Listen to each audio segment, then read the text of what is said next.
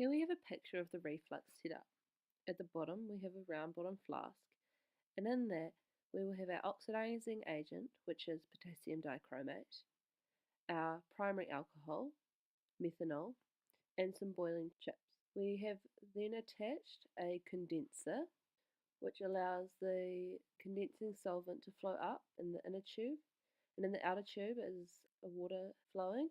The water flowing through the outer tube cools the inner solvent, condensing it back down into the round bottom flask. For the reflux to occur, we need a heat source.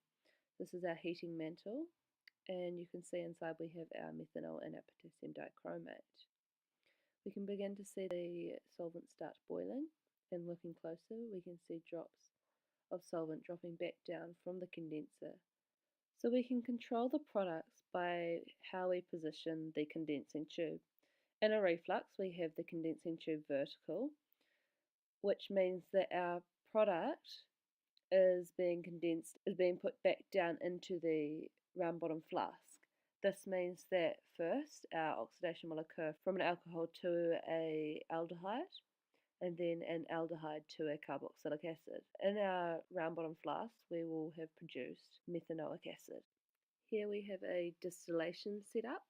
You can see that the condensing tube is no longer in a vertical position. Now it is in a downward slope. We have a thermometer on top of our round bottom flask with our primary alcohol, and at the other end we have another round bottom flask. So we're going to talk about the difference of having the condenser in the different position and how different products are formed. We can see that again the potassium dichromate and primary alcohol are in the round bottom flask, and we can see a colour change from yellow to green, showing that our oxidizing reaction is happening. The solution has started boiling at 65 degrees, which is the boiling point of methanol. So the vapour has risen, and rather going back down into the round bottom flask, it has gone down the condenser and is coming out in the other round bottom flask, as you can see here. So now we have to think about what product is being formed. And contrary to a reflux, a distillation only has one oxidation. In the reflux, the aldehyde was volatile, so it was coming off first and then dropping back down, and then this was oxidized a second time. Whereas in a distillation, the aldehyde is volatile, so it comes off first and then goes down the condenser, so it's not dropping back down into the round bottom flask. So here we only have one oxidation. So for distillation, we only produce an aldehyde. So the liquid that's coming through the condenser is being formed by distillation. So the technical term for the aldehyde is the distillate. This time we're doing a distillation with propan-2-ol. This is a secondary alcohol and will still result in an oxidation.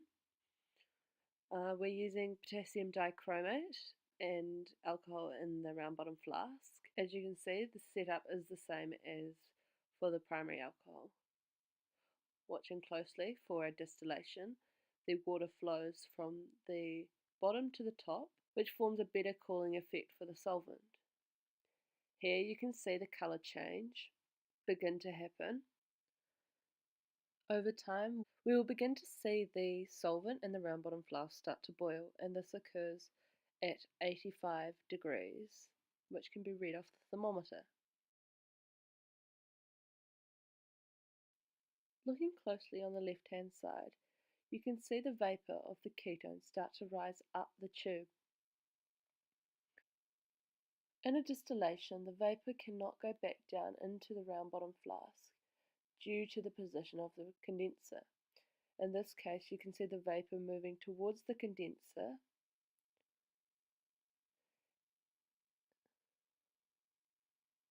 and drop down through the condenser.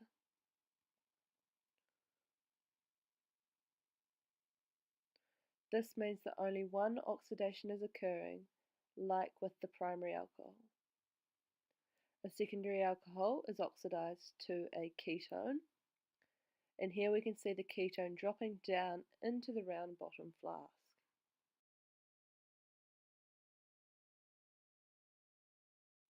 So here we have our distillate, which is our ketone, propanol. We can then use Tollens reagent to compare the two products formed by the primary alcohol and the secondary alcohol. You can see that in the test tube on the left we have a primary alcohol distillate, which should be an aldehyde. And immediately we see a colour change, and a silver is produced on the glassware, whereas the secondary alcohol distillate and Tollens reagent gives no reaction. This is because the secondary alcohol forms a ketone, whereas the primary alcohol forms an aldehyde when it is oxidized. So comparing, we see that the silver mirror gives a positive test for the primary alcohol, which means an aldehyde is produced.